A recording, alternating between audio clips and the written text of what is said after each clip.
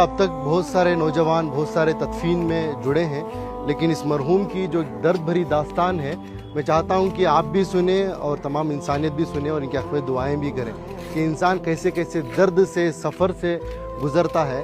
जब ये अच्छा कमाते थे, केरला में रहते थे, सऊदी को गए थे, सऊदी को जाकर 90s की बात कर रहा हूँ, उस वक्त पर इनकी सैलरी 30,000 रुपये थी। 30,000 रुपये कमा कर अपने बीवी बच्चों को इंडिया देकर भेजते थे, बच्चों को काबिल भी बनाया। हम तो बार बार सुनते हैं कि माँ बच्चे को पेट में 9 महीने पालती है, लेकिन बाप जहन में ज़िंदगी भर पालता है, अपने औलाद के लिए खुद भी कुर्बानी दे देता है। लेकिन जब बाप के पास पैसा आया, यानी इस मरहूम के पास, शमशुद्दीन साहब के पास, तो इन्होंने बीवी बच्चों को सऊदी को बुला लिया। सऊदी को जब बुला लिया तो इनको भी, यानी इनके वाइफ को भी जॉब पे लगाया गया। वो जॉब करना चाहती थी शायद, तो जॉब को उनको लगाया गया, तो उनकी सैलरी हो गई 60,000, इनकी सैलरी थी 30,000। फिर कुछ ही दिन गुजरे, उनके पास कुछ पैसा आया, उनकी बीवी के पास, इनको अपनी ज़िंदगी से दूर कर दिया।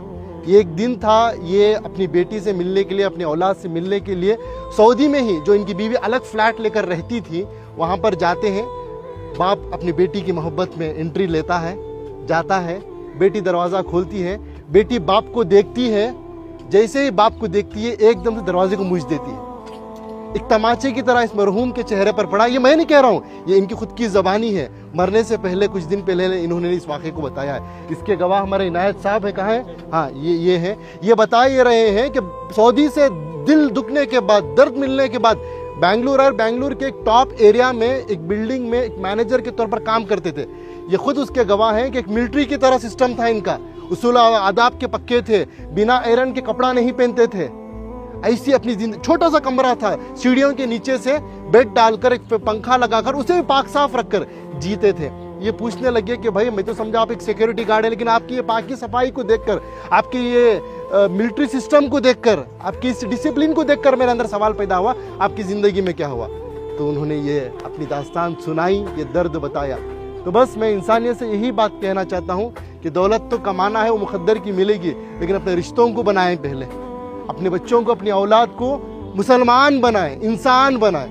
आज पता चला कि इनकी औलाद अमेरिका में है, USA में है, लाखों के रुपए कमा रहे हैं, लेकिन अफसोस की बात, दौलत तो दौलत है, उनके पास बाप के जनाजे को आने की तौफीक तक नहीं हुई। ये अल्लाह का करम है कि अल्लाह ने मुझे और आपको चुना है। मैं और आप आए नहीं यहाँ पर, अल्लाह हमें भेजा है, अल्लाह ने हमें ये तौफीक दी है, तब जाकर इस कब्रस्तान में आए हैं, इस मरहूम के जनाजे में शिरकत कर रहे हैं। इस मरहूम की नसीब देखिए, आज मस्जिद में नमाज़े की जनाजा अदा हुई। इनाम भाई, बड़ा मजमा था, मस्जिद के इमाम साहब, एक आलिम दीन ने इनका जनाजे की नमाज़ पढ़ाई, और तमाम अल्लाह के नेक बंदे मिलकर आकर आज तदफीन के लिए जुड़े।